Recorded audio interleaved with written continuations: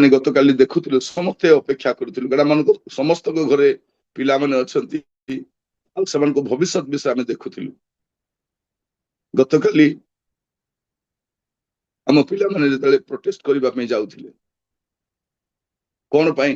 ଶିକ୍ଷା ବ୍ୟବସ୍ଥା ଟିକେ ସୁଧାର କର, ବାରମ୍ବାର ଯୋଉ ପରୀକ୍ଷାରେ ପ୍ରଶ୍ନପତ୍ର ଲିକ୍ ହଉଛି ସେଥିପାଇଁ ଟିକେ କିଛି ବ୍ୟବସ୍ଥା କର, ଆଉ ଅଯୋଗ୍ୟ ବ୍ୟକ୍ତିଙ୍କୁ ହଟାଅ। କାରଣ ଆମେ ଥରେ ନୁହେଁ, 2 ଥର ନୁହଁ, 100 ଥର ଖଣ୍ଡେ ହେଲାଣି ପ୍ରଶ୍ନପତ୍ର ଲିକ୍ ହଉଛି, ପରୀକ୍ଷା ବାତିଲ ହଉଛି, ଚାକିରି ନାହିଁ। ପିଲାମାନେ ଏଇଟା କହିବା ପାଇଁ ପୁରା ଦେଶରୁ ଶିକ୍ଷିତ ବର୍ଗର ପିଲାମାନେ ରାଜ୍ୟର ରାଜଧାନୀ, ଦେଶର ରାଜଧାନୀରେ ସେମାନେ ପ୍ରୋଟେଷ୍ଟ କରୁଥିଲେ। କିନ୍ତୁ ତାର ପରିବର୍ତ୍ତେ ପିଲାମାନଙ୍କୁ ଯୋଉ ରକମର, ପିଲାମାନଙ୍କ ଖାତରେ କିଛି ନଥିଲା। ଛାତ୍ରମାନଙ୍କ ଖାତରେ କଣ ଥାଏ? ଛାତ୍ରମାନଙ୍କ ଖାତରେ ପେନ୍ ଥାଏ, ବହି ଥାଏ, ଖାତା ଥାଏ, ସେମାନଙ୍କ ଖାତରେ ଅସ୍ତ୍ର ନଥାଏ। କିନ୍ତୁ ଗତକାଲି ଆମେ ଦେଖୁଥିଲୁ ଯେ ପୋଲିସ ଯୋଉଭଳି ଭାବରେ, ପୋଲିସ ନା କଣ ମୁଁ ଜାଣିନାହିଁ, କାରଣ ସେମାନଙ୍କର ନାଁ ନଥିଲା, ସେମାନେ କୋଉ ବିଭାଗର ନଥିଲେ, ସେମାନଙ୍କର କୌଣସି ପରିଚୟ ନଥିଲା, ଖାଲି ଗୋଟେ ଡ୍ରେସ ପିନ୍ଧିଥିଲେ ପୋଲିସ ଭଳିଆ। ସେମାନେ ପୋଲିସ ନା ନୁହନ୍ତି ଆମେ ଜାଣୁନା, କାରଣ ପୋଲିସ ଯେତେବେଳେ ଯାଏ ବାହାରେ, ସେ ତାର ସମ୍ପୂର୍ଣ୍ଣ ପୋଷାକ ସଜାଏ, ତାର ନାମ ବି ଲେଖା ହେଇଥିବ ସେଠି, ତାର ଡେଜିଗ୍ନେସନ ବି ଲେଖା ହେଇଥିବ ସେଠି, ତା ସହିତ ସେମାନେ ଯାଆନ୍ତି। କିନ୍ତୁ କାଲିର ପୋଲିସ ଅଲଗା ଥିଲେ। କାଲି ଛାତ୍ରମାନଙ୍କୁ ଯୋଉଭଳି ଭାବରେ ଆଡ ମାରିଛନ୍ତି, ମାନେ ମନେ ପଡିଗଲା ସେଇ ଇଂରେଜ ଶାସନର ସମୟ। ମୁଁ ଜାଣିନା ଆଗର ପରିସ୍ଥିତି ଆହୁରି କଣ ଥିବ। ପିଲାମାନଙ୍କ ମୁଣ୍ଡରେ ମାରିଛନ୍ତି, ପିଲାମାନଙ୍କ ଶରୀରକୁ ପୁରା ହାଡ ଗୁଡାକ ଭାଙ୍ଗି ପକେଇଛନ୍ତି। ପୁଅ ମାନଙ୍କର ତ ଯୋଉ ଅବସ୍ଥା, ଝିଅ ମାନଙ୍କର ପୋଷାକ ପତ୍ର ଫାଡି ଦଉଥିଲେ। ମାନେ ଭାବି ଦେଖନ୍ତୁ, ନ୍ୟାୟ ମାଗିବା ବି ଅନ୍ୟାୟ ହେଇଯାଇଛି। ଆଜି ପରିସ୍ଥିତିକୁ ଦେଖିଲା ବେଳକୁ ଛାତ୍ର ମାନଙ୍କର ଭବିଷ୍ୟତ ଅନ୍ଧକାର। ଏଟା କେବଳ ଛାତ୍ର ମାନଙ୍କର କଥା ମୁଁ କହୁନି, ସ୍ୱାସ୍ଥ୍ୟ ଅବସ୍ଥା ସେଇଟା ମଧ୍ୟ ଅତି ମାନେ ଦୟନୀୟ ଅବସ୍ଥାରେ ଅଛି। ମାନେ ସ୍ୱାସ୍ଥ୍ୟ ଅବସ୍ଥା, ଭେଜାଲ ମେଡିସିନ ବୁଲୁଛି, ମେଡିକାଲରେ ଯାଆନ୍ତୁ, ଟ୍ରିଟମେଣ୍ଟ ଭଲରେ ନାହିଁ। ଆମର ବ୍ୟାଙ୍କକୁ ଯାଆନ୍ତୁ, ସେଠି ମଧ୍ୟ ଆମର ବ୍ୟବହାର ଭଲ ନାହିଁ। ଆପଣ ତହସିଲ ଅଫିସକୁ ଯାଆନ୍ତୁ, ସେଇଠିକାର ଅବସ୍ଥା ଶୋଚନୀୟ। ଆପଣ ରାସ୍ତାକୁ ଦେଖନ୍ତୁ, ରାସ୍ତା ସବୁ ଧୋଇ ଯାଇଛି। ବର୍ଷା ହେଲେ ସହରରେ ପାଣି ଭର୍ତ୍ତି ହେଇଯାଉଛି। ଆପଣ ଦେଖନ୍ତୁ, ନ୍ୟାୟ ବ୍ୟବସ୍ଥା ଭଲ ଅଛି କି ନାଇଁ? ସାନ ସାନ ଝିଅ ମାନଙ୍କ ପ୍ରତି ଯୋଉ ଭଳିଆ ବ୍ୟବହାର କରାଯାଉଛି, କିଛି ପଦକ୍ଷେପ ନାହିଁ। ଚାରିଆଡେ ମଦ ଦୋକାନ ଖୋଲୁଛି, ଅସାଧୁତା ବଢି ଚାଲିଛି। ଆମେ କୋଉ ବିଷୟରେ ଚିନ୍ତା କରିବୁ? ଆର୍ଥିକ ଅବସ୍ଥା, ମାନେ ଜଣେ ଲୋକ ଯଦି ଅର୍ଥ ଉପାର୍ଜନ କରି ଆଣୁଛି, ଅର୍ଥ ଉପାର୍ଜନ କରିବା ଏତେ ସହଜ ନୁହେଁ, ଆଣୁଛି, ମାସକ ସୌଦା ହେବା ମଧ୍ୟ କଷ୍ଟ ହେଇଯାଉଛି। ତ ଏମିତି ପରିସ୍ଥିତିରେ ଦେଶ ପାଇଁ ଆମେ ପ୍ରାର୍ଥନା କରିବାର ଅଛି। ଆଜିର ପ୍ରସଙ୍ଗ ହଉଛି ସତ୍ୟ ସମାଚାର 451 ଅଧ୍ୟାୟର ଅସୁସ୍ଥ ଦେଶ ପାଇଁ ପ୍ରାର୍ଥନା କରନ୍ତୁ। ଅସୁସ୍ଥ ଦେଶ ପାଇଁ ପ୍ରାର୍ଥନା କରନ୍ତୁ। ଆମ ଦେଶ ଅସୁସ୍ଥତା ଦେଇ ଗତି କରୁଛି। ଅସୁସ୍ଥତା। ଆମେ ଯୋଉ ଦେଶରେ ବାସ କରୁଛୁ, ଏଟା ଗଣତାନ୍ତ୍ରିକ ଦେଶ। ଗଣତାନ୍ତ୍ରିକ ମାନେ ଯୋଉ ଦେଶକୁ ଲୋକମାନେ ଚଳାନ୍ତି, କୁହାଯାଏ ଲୋକମାନଙ୍କ ସରକାର। ଲୋକମାନେ ହେଉଛନ୍ତି ସରକାର। ପୁରା ଦେଶକୁ ଶାସନ କରିବା ପାଇଁ ଆମେ କିଛି ଲୋକଙ୍କୁ ବାଛିଥାଉ, ସେମାନେ ଦାୟିତ୍ୱ ନେଇ ଦେଶର, ସେଥିପାଇଁ ଆମେ ଭୋଟ ଦେଇକି ସେମାନଙ୍କୁ ବାଛୁ। ଆଉ ଯଦି ସେମାନେ ଭୁଲ କାମ କରନ୍ତି, ଆମେ ପ୍ରଶ୍ନ ପଚାରି ପାରୁ, ଆମେ ପ୍ରଶ୍ନ ପଚାରି ପାରିବା। आमे सेमानकु से पदरु ओल्हेइबा पई कहि पारि। काली गोटे मंत्री से कहूथिले मंत्री मानकर इस्तीफा हबो कि हबो नहीं से कोन करिवे कोन नहीं तुमर पचारबार अधिकार नहीं बोली कहउछ। कार अधिकार नहीं जे भोट देइछु सेमानक अधिकार नहीं। हमें तुमको भोट दे बाछिछु तुम्हें हमको बाछिना। ऊपर तल पर्यंत जेते लोक अछंती समस्त को देशर नागरिक मान बाछिछंती और नागरिक मान अधिकार सेमानक प्रश्न करिबा। प्रिय भाई भणी माने आज आमर देशर परिस्थिति एते कदर्य से आम को पुणी थे आम जीवन को सजाड़ी के प्रार्थना करिबार अछि। से पद जदि आपण देखिबे द्वितीय वंशावली 7 पूर्व 14 पद। जेबे आंभ नाम विख्यात आंभ लोक माने आपणा मानकु नम्र करी प्रार्थना करिवे ओ आंभर मुख अन्वेषण करी आपणा आपणा कुपथरु फेरिवे तेबे आंभे स्वर्गरु शुणिबा ओ सेमानकर पाप क्षमा करिबा ओ सेमानक देश सुस्थ करिबा। प्रिय भाई भणी माने आमर असुस्थ देश पे प्रार्थना करिबा समय रे प्रभु गोटे प्रतिज्ञा करूछंती से देश को सुस्थ करिवे। हालेलुया। आम देश को प्रभु सुस्थ करिवे। आम देश दिने सुस्थ हेबो एटा मन रखि थांतु। ए परिस्थिति सबले रहिबो नाही। ए देश दिने सुस्थ हेबो। देशर असुस्थता दिने चली जिवो। माहौल बदलिबो। माहौल बदलिबो। प्रिय भाई भणी माने आमर देश बदलुछि बदली थिला आ बदलिबो। आम गोटे परिवर्तनशील समाज रे बास करूछु किंतु देशर परिवर्तन पाई आमको परिवर्तन हबार अछि। देशर सुरक्षा देशर समृद्धि देशर आशीर्वाद मंडली पर निर्भर कर। आमे केवल श्रोता मात्र ही देखि परिबा नहीं।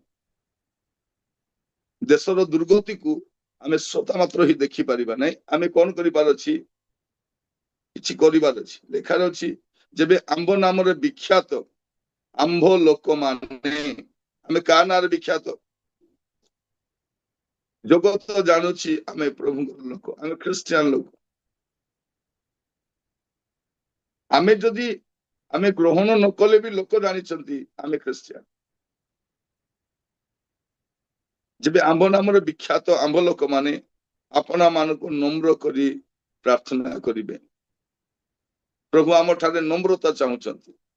वे तो कोठी ना कोठी आम ठारे नम्रतार अभाव अछि। आमे नम्र परि देखा जाउछु किंतु अनेक विषय आमे नोइबार अछि। अनेक विषय आमे निजको भांगीबार अछि। अनेक विषय आमे निजको पुनि थरे तर्जमा करिबार अछि। देखंतु देशर नेता मानकर उग्रता को आपण देखो। प्रिय भाई बहन माने 20 रु अधिक पिला माने आत्महत्या कले। शिक्षा मंत्री को फरक पड़ू नहीं। प्रधानमंत्री को फरक पड़ू नहीं। नारी निर्यातना बढ़ी चली। देशर अराजकता बढ़ी चली। आईन मंत्री को किसी फरक पड़ू नहीं। अन्य देश आसी आम देशर जागा मारी बसिला। गृहमंत्री को किसी फरक पड़ू नहीं। स्वास्थ्य अवस्था आउरी दयनीय। एमान को देखिबे आमे केबे देखि नथिलु एते अलाजुक लोक मान। ए प्रकार लोक मान को आमे केबे भी देखि नथिलु जे माने कुकर्म करी मध्य गर्व रे चलंतु। से माने गर्व करंतु किंतु आमे नम्र हेबा। आउ टिकिए नम्र हेबार बाकी अछि। नम्र हेबे आंभर मुख अन्वेषण करी। एबे आमे कहार ठारू सहाय्य पाई परिबा नै। आमे तांकर मुख अन्वेषण करिबा। आपण प्रार्थना करिबा समय रे आपण सम्मुख रे प्रभु को मुख थाओ। मोर प्रिय भाई बहनी माने आंभर मुख अन्वेषण करी अपना अपना को पथर फेरिबे। आमर पथ भी विवेचना करिबार अछि। ଆମେ କେଉଁ ରାସ୍ତାରେ ଯାଉଛୁ ଗୋଟେ ଗୋଟେ ବିଷୟ କୁହାଯାଉଛି ଦେଶ ସୁସ୍ଥ ହବ। ଆଜିର ପ୍ରସଙ୍ଗ ହଉଛି ଅସୁସ୍ଥ ଦେଶ ପାଇଁ ପ୍ରାର୍ଥନା କରନ୍ତୁ। ଅସୁସ୍ଥ ଦେଶ ପାଇଁ ପ୍ରାର୍ଥନା କରିବା ପାଇଁ ପ୍ରଭୁ ଆମକୁ କେତୋଟି ବିଷୟ ଆଗରୁ କହୁଛନ୍ତି। କଣ କହୁଛନ୍ତି? ଯେବେ ଆମ୍ଭ ନାମରେ ବିଖ୍ୟାତ ଆମ୍ଭ ଲୋକମାନେ ଆପଣା ମାନଙ୍କୁ ନମ୍ର କରି ପ୍ରାର୍ଥନା କରିବେ। ପ୍ରାର୍ଥନା କରିବା ପୂର୍ବରୁ ନମ୍ର ହେବା। ଏରୋଗେଣ୍ଟ ପ୍ରେୟର କିଛି କରିପାରିବନି। ଗର୍ବୀ ଲୋକର ପ୍ରାର୍ଥନା କିଛି କରିପାରିବନି। ଆପଣ ମାନଙ୍କୁ ନମ୍ର କରି ପ୍ରାର୍ଥନା କରିବେ। ଆମର ମୁଖ ଅନ୍ବେଷଣ କରିବେ। କଣ ଲେଖା ଯାଉଛି? ଆମ୍ଭର ମୁଖ ଅନ୍ବେଷଣ କରି ଆପଣା ଆପଣା କୁପଥରୁ ଫେରିବେ, ତେବେ ଆମେ ସ୍ୱର୍ଗରୁ ଶୁଣିବା। ପ୍ରିୟ ଭାଇ ଭଉଣୀ ମାନେ, ଯେତେବେଳେ ଜଗତରେ କେହି ଶୁଣୁନାହାନ୍ତି ତେବେ ଆମର ଡାକର ସେପଟେ ଯିବାର ଅଛି। ଦେଖନ୍ତୁ, କେହି ଶୁଣୁନାହାନ୍ତି। ମୁଁ ଆପଣମାନଙ୍କୁ କହିବା ପାଇଁ ଚାହେଁ, କାଲି ଯୋଉମାନେ ଥିଲେ ସେମାନେ ପୋଲିସ ନା ଗୁଣ୍ଡା ନା କିଏ ନା ଆଉ କୋଉ ବିଭାଗର ଲୋକ ନାହିଁ। କାରଣ ପୋଲିସ ଯେତେବେଳେ ଘରୁ ବାହାରେ ତାର ପୁରା ପୋଷାକ ଜଣା ପଡିବ, ଏ ଅମୁକ ନାଁ ର ଲୋକ, ଏ ଅମୁକ ଅମୁକ ଡେଜିଗ୍ନେସନ ର ଅଛି। କୌଣସି ଡେଜିଗ୍ନେସନ ନାହିଁ। ତାଙ୍କୁ ପଚରା ଯାଉଛି ତମର ଟେକ୍ ଗୁଡାକ କାହିଁ? ଉତ୍ତର ନାହିଁ। ତୁମକୁ ଛାତ୍ର ମାନଙ୍କୁ ମାରିବା ପାଇଁ କିଏ ଆଦେଶ ଦେଲା? ପିଲାମାନେ ତ ଶାନ୍ତିପୂର୍ବକ ରାସ୍ତାରେ ଚାଲି ଯାଉଥିଲେ, ସେମାନଙ୍କୁ ପିଟିବା ପାଇଁ ଅଧିକାର କିଏ ଦେଲା? ଉତ୍ତର ନାହିଁ। ଦେଶର ପୁରା ଖବର କାଗଜ, ନ୍ୟୁଜ ଚ୍ୟାନେଲ ଗୁଡାକ ଚୁପ୍। ସେମାନଙ୍କ ଘରେ ବି ପିଲାମାନେ ଅଛନ୍ତି। ଯୋଉ ପୋଲିସ ମାନେ ମାରିଛନ୍ତି ସେମାନଙ୍କ ଘରେ ବି ପିଲାମାନେ ଅଛନ୍ତି। ଭାବି ଦେଖନ୍ତୁ, ହୃଦୟହୀନ ଲୋକମାନେ। ଏଠି କଣ ଦେଖୁଛି ପ୍ରିୟ ଭାଇ ଭଉଣୀ ମାନେ, ଯେତେବେଳେ ସେମାନେ ଆମର ଶୁଣୁନାହାନ୍ତି ଜଣେ ଅଛନ୍ତି ସେ ଶୁଣିବେ। ଆମେ ଇତିହାସରେ ଦେଖିଛୁ ବହୁତ ବଡ ବଡ ଲୋକର ଗାଦିଚ୍ୟୁତ ହେଇଯାଇଛି। ଆମେ ବାଇବଲରେ ଦେଖିଛୁ ବଡ ବଡ ରାଜା ମାନେ ସେମାନେ ଘାସ ଖାଇବାକୁ ଦେଇଛନ୍ତି। ରାତାରାତି ପ୍ରଭୁ ସେମାନଙ୍କୁ ସିଂହାସନରୁ ବାହାର କରିଛନ୍ତି। ଯେତେବେଳେ କେହି ଆପଣଙ୍କର କଥା ନ ଶୁଣନ୍ତି ତେବେ ଜଣେ ଶୁଣିବେ, ତାଙ୍କୁ ଡାକନ୍ତୁ। ତ ତାଙ୍କୁ ଡାକିବା ପୂର୍ବରୁ ସେ କେତେଟା କାମ କହୁଛନ୍ତି, ତେବେ ଏଇଟା ସବୁ କରିକି ମୋ ପାଖକୁ ଆସ। ପ୍ରଥମରେ କଣ କର? ଆପଣ ମାନଙ୍କୁ ନମ୍ର କରି ପ୍ରାର୍ଥନା କରିବ। ଦ୍ୱିତୀୟରେ ଆମର ମୁଖ ଅନ୍ବେଷଣ କରିବ। ତୃତୀୟରେ କଣ କରିବ? କୁପଥରୁ ଫେରିବ, ତେବେ ଆମେ ସ୍ୱର୍ଗରୁ ଶୁଣିବା, ସେମାନଙ୍କ ପାପ କ୍ଷମା କରିବା ଓ ସେମାନଙ୍କ ଦେଶ ସୁସ୍ଥ କରିବା। ଦେଶ ସୁସ୍ଥ ହେବ। ପ୍ରିୟ ମାନେ, ଆଗାମୀ ସମୟରେ ଦେଖିବେ ସବୁ ବଦଳିବ। ଆମେ ଗୋଟେ ପରିବର୍ତ୍ତନଶୀଳ ଜଗତରେ ବାସ କରୁଛୁ। ଫାରୋ ଚାଲିଗଲା, ନିରୋ ଚାଲିଗଲା, ହିଟଲର ଚାଲିଗଲା। ହିଟଲର ଚାଲିଗଲା। ଯେ ଭାବୁଥିଲା ମୋଠୁ ବଡ ନେତା କିଏ ନାହିଁ। ଲୋକମାନେ ଭାବୁଥିଲେ କଣ, ହିଟଲର ଥିବା ସମୟରେ ହିଟଲର ଭଳିଆ ଭଲ ନେତା କିଏ ନାହିଁ ବୋଲିକି। ଯେତେବେଳେ ସର୍ବନାଶ ହେଇଗଲା ତାପରେ ଲୋକ ଆଖି ଖୋଲିଲା। ସର୍ବନାଶ ହେଲା ପରେ ଆଖି ଖୋଲିଲା। ରାଜା ଆଲେକଜାଣ୍ଡର ପୃଥିବୀ ଯାକ ଜିଣିକି ଯାଉଥିଲେ, ବାଟରେ ମୃତ୍ୟୁ ହେଇଛି ତାଙ୍କୁ। ପ୍ରିୟ ଭାଇ ଭଉଣୀ, ଜଣେ ଶାସକକୁ ତ ତৎକ୍ଷଣାତ୍ କୀଟ ଦ୍ୱାରା ଭୋକିତ ହେଇ ମରୁଛି।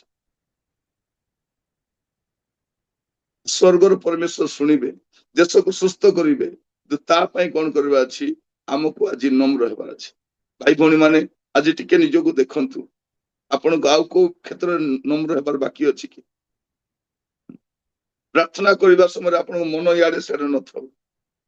ପ୍ରଭୁଙ୍କର ମୁଖକୁ ଅନ୍ବେଷଣ କରନ୍ତୁ, କୁପଥରୁ ଫେରନ୍ତୁ। ଦେଖିବେ ପ୍ରଭୁ ଶୁଣିବେ ଆଉ ଦେଶକୁ ସୁସ୍ଥ କରିବେ। ଜଣେ ଯଦି ଆଜି ଜଣେ କେହି ବାହାରିବ ସେମିତିକା ଲୋକ, ପ୍ରଭୁ ଆଜି ସେ ମହତ୍ କାମ କରିବେ।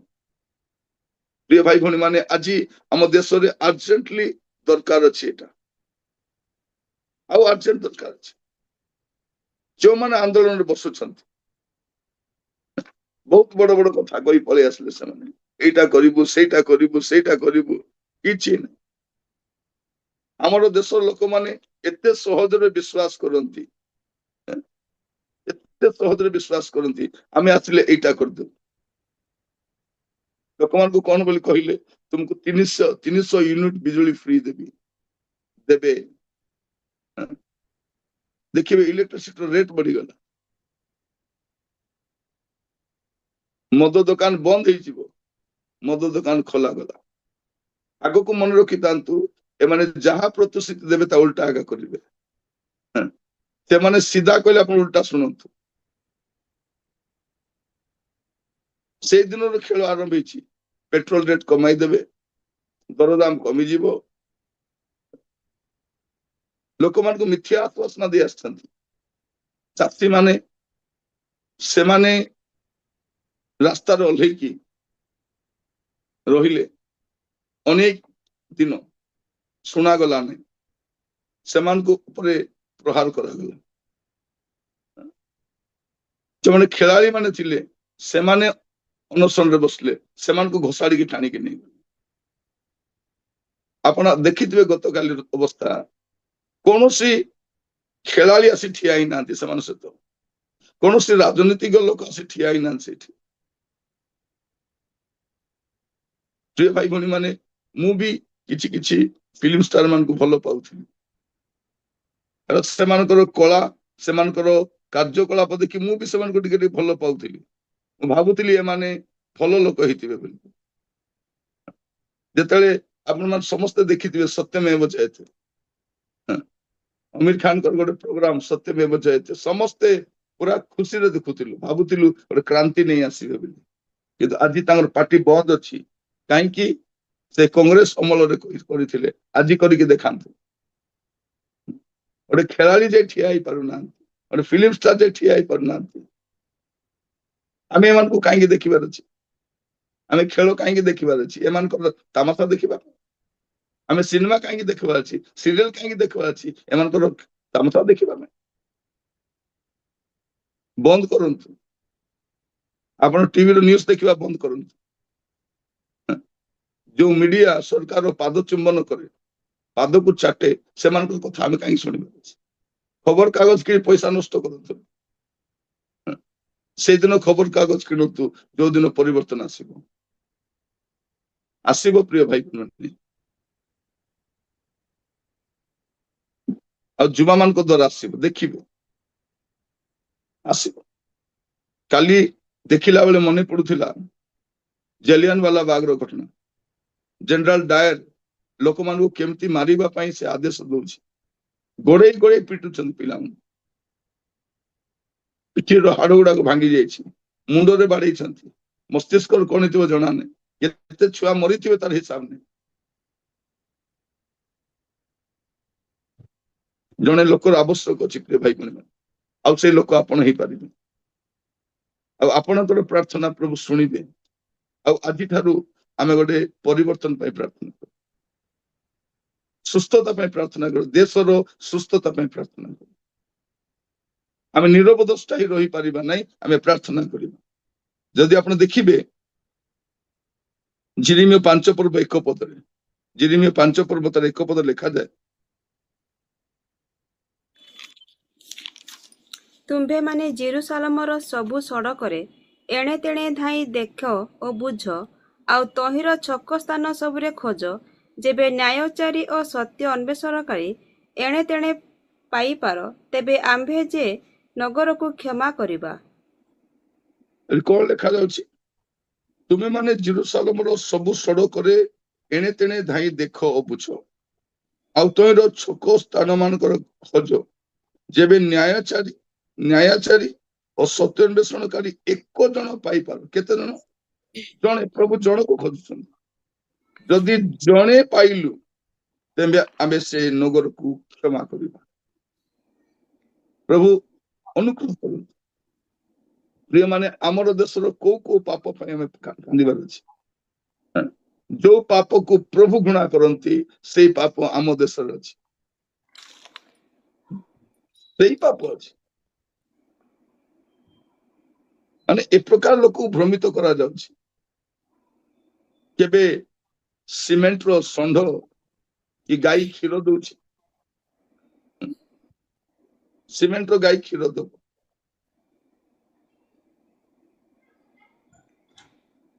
ପ୍ରତିମାରେ ହାର୍ଟ ବିଟ୍ ଚାଲିଛି। ମାନେ ପ୍ରିୟ ଭାଇ ଭଉଣୀ ମାନେ, ଲୋକମାନଙ୍କର ଚକ୍ଷୁ କେବେ ଖୋଲିବ ମୁଁ ଜାଣିନି। ଆମର ଦେଶରେ କୋଉ ପାପ ନାହିଁ। ବ୍ୟଭିଚାର ଅଛି, ସମଲିଙ୍ଗୀ ପାପ ଅଛି, ଯୋଉ ଦୁଇଟା ପାପ ପାଇଁ ସୋଦମ ଗମୋରା ଆଉ ନୋହଙ୍କ ସମୟରେ ପୃଥିବୀ ନଷ୍ଟ ହେଇଥିଲା। ସେ ପାପ ଭରି ରହିଛି।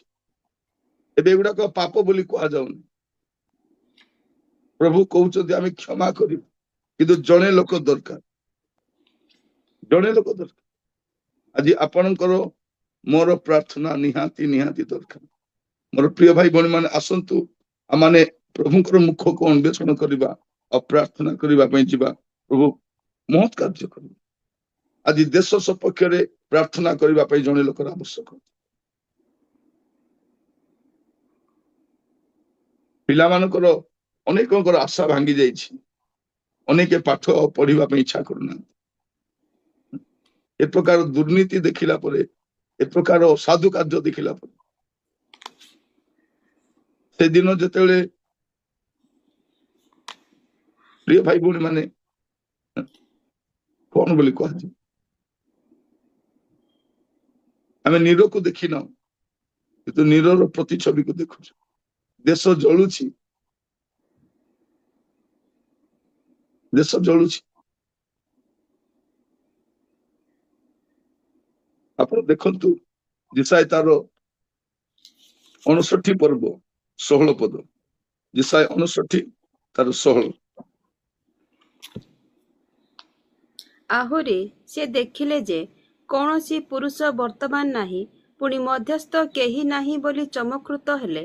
ଏହେତୁ ତାହାଙ୍କର ନିଜ ବାହୁ ତାହାଙ୍କ ନିମନ୍ତେ ପରିତ୍ରାଣ ସାଧନ କଲା ଓ ତାହାଙ୍କର ଧାର୍ମିକତା ହିଁ ତାହାଙ୍କୁ ଧରି ରଖିଲା। କଣ ଲେଖାରେ ଅଛି?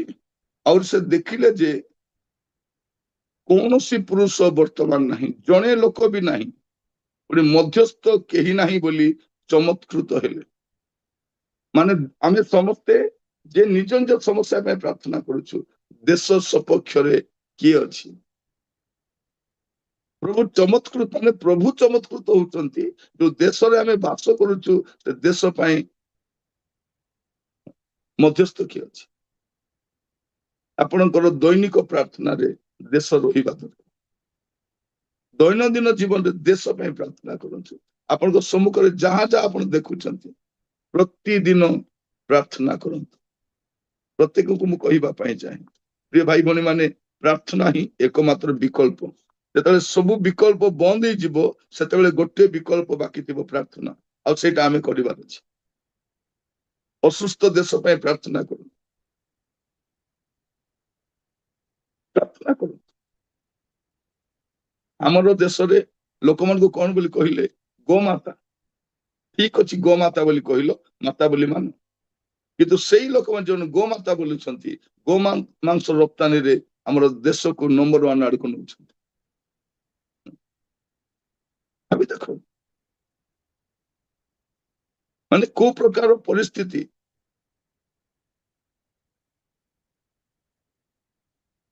ଦେଶର ଛାତ୍ର ମାନେ ହଉଛନ୍ତି ଆତଙ୍କବାଦୀ, ଦେଶର ଛାତ୍ର ମାନେ ଦେଶଦ୍ରୋହୀ, ଯୋଉମାନେ ଦେଶର ଭବିଷ୍ୟତ ଅଟନ୍ତି। ଯୁବା ମାନଙ୍କ ବିନା ଏ ଦେଶ ବଞ୍ଚି ପାରିବନି। ଏ ବୁଢା ମାନେ କେତେ ଦିନ ଥିବେ? ଏମାନେ ଯିବେ ଦିନେ। ଅନେକ ମହାନ ଲୋକମାନେ ଚାଲିଗଲେ, ଏ ଅସାଧୁ ଲୋକମାନେ ଥିବେ କି? ପ୍ରିୟ ଭାଇ ଭଉଣୀ ମାନେ, ପ୍ରଭୁ ଅନୁଗ୍ରହ କରନ୍ତୁ। ଦେଶରେ କୋଉଟା ବଞ୍ଚିକରି ଅଛି କୁହନ୍ତୁ?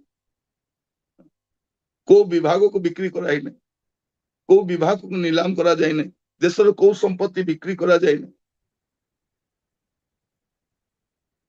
ଆଜିର ସମୟରେ ଅସାଧୁତା ହିଁ ସାଧୁତା,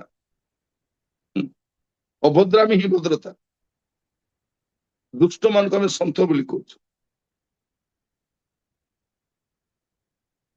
ପ୍ରିୟ ଭାଇ ଭଉଣୀ ମାନେ, ପ୍ରଭୁ ଆମକୁ ଅନୁଗ୍ରହ କରନ୍ତୁ। ସମସ୍ତଙ୍କ ପାଇଁ ଗୋଟେ ଗୋଟେ ମନ୍ଦିର ଅଛି, ଚର୍ଚ୍ଚ ଅଛି, ମସଜିଦ ଅଛି, କିନ୍ତୁ ଦେଶ ପାଇଁ ବି ମଧ୍ୟ ଗୋଟେ ମନ୍ଦିର ଅଛି, ଯାହାକୁ ଆମେ ସମ୍ବିଧାନ ବୋଲି କହୁଛୁ, ପାର୍ଲାମେଣ୍ଟ ହାଉସ ବୋଲି କହୁଛୁ। ଆଜି ଆମର ପ୍ରାର୍ଥନା ନିହାତି ନିହାତି ଦରକାର। ଯେଉଁମାନେ ଆଜି ଶୁଣୁଛନ୍ତି, ପ୍ରତ୍ୟେକ କହିବା ପାଇଁ ଚାହେଁ, ଆପଣଙ୍କର ପ୍ରେୟର ଡାଏରୀରେ ଲେଖି ଦିଅନ୍ତୁ, ରେଡ ଇଙ୍କରେ, ଯେ ମୋର ଦେଶ ପାଇଁ ମୁଁ ଡେଲି ପ୍ରାର୍ଥନା କରିବି। ଯଦି ଖବର କାଗଜ ପଢୁଛନ୍ତି, ତାକୁ ଆପଣ ପ୍ରାର୍ଥନା ପଏଣ୍ଟରେ ପରିବର୍ତ୍ତନ କରନ୍ତୁ। ଆପଣ ନ୍ୟୁଜ ଦେଖିବା ସମୟରେ ଯଦି କୌଣସି ଘଟଣା ଘଟୁଛି ତୁରନ୍ତ ପ୍ରାର୍ଥନା କରନ୍ତୁ। ଟିଭି ଟିଭି ନ୍ୟୁଜ ଏଇଥିପାଇଁ ଦେଖନ୍ତୁ ସେଠି କଣ ପ୍ରାର୍ଥନା ପଏଣ୍ଟ ମିଳିବ। ଖବର କାଗଜ ଏଇଥିପାଇଁ ପଢନ୍ତୁ ସେଠି କଣ ପ୍ରେୟର ପଏଣ୍ଟ ମିଳିବ। ଆପଣ ଚତୁଃପାର୍ଶ୍ୱରେ ଯାହା ଘଟୁଛି ଆସିକି ଆଣ୍ଠୁରେ ପ୍ରାର୍ଥନା କରନ୍ତୁ। ଜିହିଜିକଲ ତାର 22 ପର୍ବ 29-30 ଜିହିଜିକଲ 22-29-30 ଦେଶସ୍ଥ ଲୋକମାନେ ଉପଦ୍ରବ କରିଅଛନ୍ତି ଓ ପରର ଦ୍ରବ୍ୟ ବଳପୂର୍ବକ ଅପହରଣ କରିଅଛନ୍ତି। ହଁ, ସେମାନେ ଦରିଦ୍ର ଓ ଦୀନହୀନକୁ କ୍ଲେଶ ଦେଇଅଛନ୍ତି ଓ ବିଦେଶୀ ପ୍ରତି ଅନ୍ୟାୟପୂର୍ବକ ଉପଦ୍ରବ କରିଅଛନ୍ତି। ପୁଣି ଆମ୍ଭେ ଯେପରି ଦେଶ ବିନଷ୍ଟ ନ କରୁ, ଏଥିପାଇଁ ଯେ ପ୍ରାଚୀର ଦୃଢ଼ କରିପାରିବ ଓ ଫାଟ ସ୍ଥାନରେ ଆମ୍ଭ ସମ୍ମୁଖରେ ଦେଶର ସପକ୍ଷରେ ଠିଆ ହେବ, ଏପରି ଏକ ପୁରୁଷ ଆମ୍ଭେ ଅନ୍ୱେଷଣ କଲୁ, ମାତ୍ର ଜଣେ ସୁଦ୍ଧା ପାଇଲୁ ନାହିଁ। ଏଠି ଆମେ କଣ ଦେଖୁଛୁ ଯେ ଦେଶସ୍ଥ ଲୋକମାନେ ଉପଦ୍ରବ କରିଅଛନ୍ତି। ଏବେ ଦେଶରେ ଗୋଟେ ଉପଦ୍ରବ ଚାଲିଛି। ପରର ଦ୍ରବ୍ୟ ବଳପୂର୍ବକ ଅପହରଣ କରୁଛନ୍ତି। ବୁଲଡୋଜର ନେଇ ସିଧା ଘର ଭାଙ୍ଗି ଦଉଛନ୍ତି, ଜମିକୁ ମାଡି ବସୁଛନ୍ତି ବଳପୂର୍ବକ। ପ୍ରିୟ ଭାଇ ଭଉଣୀ ମାନେ, ଗୋଟେ ଘର ବନେଇବା ପାଇଁ ଜଣେ ଲୋକକୁ ତାର ଜୀବନ ସାରା ପରିଶ୍ରମ କରିବା ପାଇଁ ପଡିବ।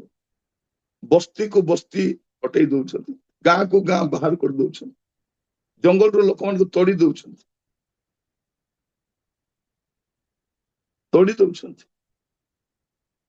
ଏମାନେ ଜାଣିଛନ୍ତି ପ୍ରିୟ ଭାଇ ମାନେ, ଦିନ ଆସିବ ଲୋକମାନେ ବିକ୍ଷୋଭ କରିବେ। ସେଇଥିପାଇଁ ସେମାନେ ତାଙ୍କର ଫୋର୍ସ ତିଆରି କରି ସାରିଛନ୍ତି। ଜାଣିଛନ୍ତି ଦିନ ଆସିବ ପୋଲିସ ଫୋର୍ସ ସେମାନଙ୍କୁ ସାହାଯ୍ୟ କରିବନି, ସେଇଥିପାଇଁ ସେମାନେ ନିଜର ଫୋର୍ସ ତିଆରି କରିଛନ୍ତି। ମଝିରେ ଦେଶର ଗୋଟେ ଇଲିଗାଲ ଅନୁଷ୍ଠାନ ଯେ ପଞ୍ଜୀକୃତ କରାଯାଇନି ଭାରତ ସରକାର ଦ୍ୱାରା, ସେ ସଂସ୍ଥାର ମୁଖିଆ କଣ କହୁଛି, ସେ କଣ ବୋଲି କହୁଛନ୍ତି ଯେ ହୁଏତ ଦେଶର ସରକାରକୁ ଆର୍ମିକୁ ତିଆରି କରିବା ପାଇଁ, ପୋଲିସ ବିଭାଗ ତିଆରି କରି ବର୍ଡରକୁ ପଠାଇବା ପାଇଁ କେତେ ଦିନ ଲାଗିପାରେ, କିନ୍ତୁ ଆମେ ଅଳ୍ପ ସମୟ ମଧ୍ୟରେ ଆମେ ତିଆରି କରିପାରିବୁ, ଆମ ପାଖରେ ଅଛି ସେ ବଳ ବୋଲି। ଏମାନେ କିଏ? ଏମାନେ ଦେଶର କିଏ? ଏମାନେ ଦେଶର ସୁରକ୍ଷା କରିବା ଲୋକ ନା ଏମାନେ କିଏ? ଦେଶର ସୁରକ୍ଷା ପାଇଁ ପୋଲିସ ବିଭାଗ ଅଛନ୍ତି, ଅନ୍ୟାନ୍ୟ ବିଭାଗ ଅଛି, ସୁରକ୍ଷା ବିଭାଗ ଅଛି। ମାନେ ଆଗାମୀ ସମୟରେ ଦେଖିବେ ଦେଶରେ ଗୋଟେ ଗୃହ ଯୁଦ୍ଧ ହେବା ପାଇଁ ଯାଉଛି, ଗୋଟେ ଭୟଙ୍କର ପରିସ୍ଥିତି ଘନେଇ ଆସୁଛି ଦେଶରେ। ଲୋକମାନେ କହିବେ, ଶୁଣିବେ, ଦେଖିବେ, ତାପରେ ବିକ୍ଷୋଭ ଆରମ୍ଭ। ସେଇଦିନ ସର୍ବନାଶର ଦ୍ୱାର ଦେଶରେ ଥିବ। ଏମାନଙ୍କୁ କିଛି ପଡିବ ନାହିଁ, ଏମାନେ ତ ସୁରକ୍ଷାରେ ଅଛନ୍ତି। ଏମାନଙ୍କ ପାଖକୁ ପବନ ଯିବାଟା ମଧ୍ୟ କଷ୍ଟ, ଏତେ ସୁରକ୍ଷା, କଡା ସୁରକ୍ଷା ରହୁଛନ୍ତି। ସେମାନଙ୍କର ତ ବିଦେଶରେ ଘର ଦ୍ୱାର ବି ଅଛି, କଥା ପଡିଲେ ଉଠିକି ପଳେଇବେ ସେମାନେ। ପିଲାମାନେ ତ ବାହାରେ ପଢୁଛନ୍ତି, ସେମାନଙ୍କର ଭବିଷ୍ୟତ କିଛି ହବନି। ଅଜସ୍ର ଟଙ୍କା ସେମାନେ ଗଚ୍ଛିତ କରି ରଖିଛନ୍ତି। ଯଦି କ୍ଷତି ହବ ଭାରତର ଲୋକମାନଙ୍କୁ, ଯେନେ ଏଠି ରହିବେ। ପ୍ରିୟ ଭାଇ ଭଉଣୀ ମାନେ, ଆମମାନଙ୍କୁ ପଚରାଯିବ ଯଦି ତୁମେ ଭାରତ ହେବାର ପରିଚୟ ଦିଅ, ତୁମେ ନାଗରିକ ହେବାର ପରିଚୟ ଦିଅ, ମାନେ କୋଉ ସ୍ତରରେ ଭାବି ଦେଖନ୍ତୁ। କହୁଛନ୍ତି ଆଧାର କାର୍ଡ ଚଳିବନି, ଭୋଟର କାର୍ଡ ଚଳିବନି, ପାସପୋର୍ଟ ଚଳିବନି, ହେଲେ କଣ ଚଳିବ? ତୁମ ଦଳର ସଭ୍ୟ ହେଲେ ଚଳିବ, କୋଉଟା ଚଳିବ ବୋଲି କହୁଛ? କୋଉଠି କହିଦେବା ଅଛି ନାଇଁ ଭାରତର ନାଗରିକ ହେବା ପାଇଁ ଏଇଟା ଚଳିବ। ଦେଖନ୍ତୁ, ଲୋକମାନଙ୍କୁ ଭୋଟ ଦେବାର ଅଧିକାରରୁ ବଞ୍ଚିତ କରାଯାଉଛି। ଅନେକଙ୍କର ନାମ କଟା ଯାଇଛି, ଆପଣଙ୍କ ନାଁ ଅଛି କି ନାଇଁ ଦେଖନ୍ତୁ ଫାଷ୍ଟ। ମୋର ପ୍ରିୟ ଭାଇ ଭଉଣୀ, ଲେଖାଯାଉଛି ବଳପୂର୍ବକ ଅପହରଣ କରିଅଛନ୍ତି, ସେମାନେ ଦରିଦ୍ର ଓ ଦିନହୀନକୁ କ୍ଲେଶ ଦେଇଅଛନ୍ତି। ଦରିଦ୍ର ଆଉ ଦିନହୀନକୁ କ୍ଲେଶ ଦେଇଅଛନ୍ତି, ବିଦେଶୀ ପ୍ରତି ଅନ୍ୟାୟପୂର୍ବକ ଉପଦ୍ରବ କରିଅଛନ୍ତି। ପୁଣି ଆମ୍ଭେ ଯେପରି ଦେଶ ବିନଷ୍ଟ ନ କରୁ। ଏସବୁ ହେଲେ ଦେଶ ବିନଷ୍ଟ ହୁଏ। ଆମେ ଯେପରି ଦେଶ ବିନଷ୍ଟ ନ କରୁ, ଏଥିପାଇଁ ଯେ ପ୍ରାଚୀର ଦୃଢ କରିପାରିବ ଓ ଫାଟ ସ୍ଥାନରେ ଆମ ସମ୍ମୁଖରେ ଦେଶର ସପକ୍ଷରେ ଠିଆ ହେବ। ଆମକୁ କଣ ଅଛି? ଦେଶର ସପକ୍ଷରେ ଠିଆ ହେବାର ଅଛି। प्रभु जड़े व्यक्ति को खोज समस्त कहवाई चाहे आमर असुस्थ देश प्रार्थनार आवश्यक अच्छे मोर प्रिय भाई भौणी माने आम प्रार्थना करवा नियमित प्रार्थना करवा जेपरी मोर देश शांतिर देश हम समृद्धि देश हम प्रगतिर देश हम ये मत प्रार्थना करने पड़ो प्रत्येक को मु आग्रह करी आगामी समय आम समस्ते प्रार्थना सहित लगे कारण प्रार्थना बिना अन्य गति नहीं there is no substitute of prayer प्रार्थना छड़ा किसी करें आम राजरास्त ओह्ल चित्कार करें आम शुणानी शुण बोली कही पार ना कि जड़े व्यक्ति अच्छा से शुणे से स्वर्ग शुणे से उत्तर देवे देश को सुस्थ करेंगे प्रतिदिन कहीं प्रार्थना करवा देखो आपण मैंने प्रथम तिमोथी तार 2 पर्व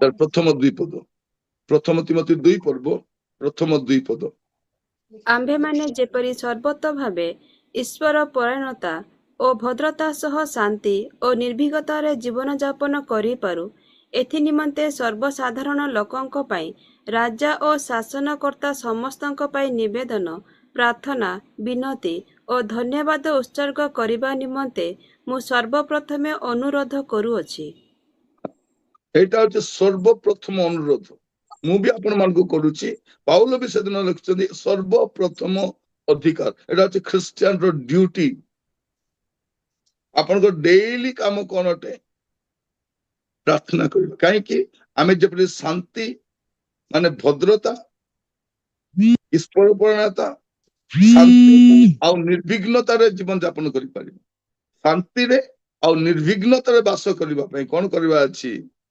सर्वसाधारण लोकंक पई एबे देखो तो लोक माने भी बदली गलेनी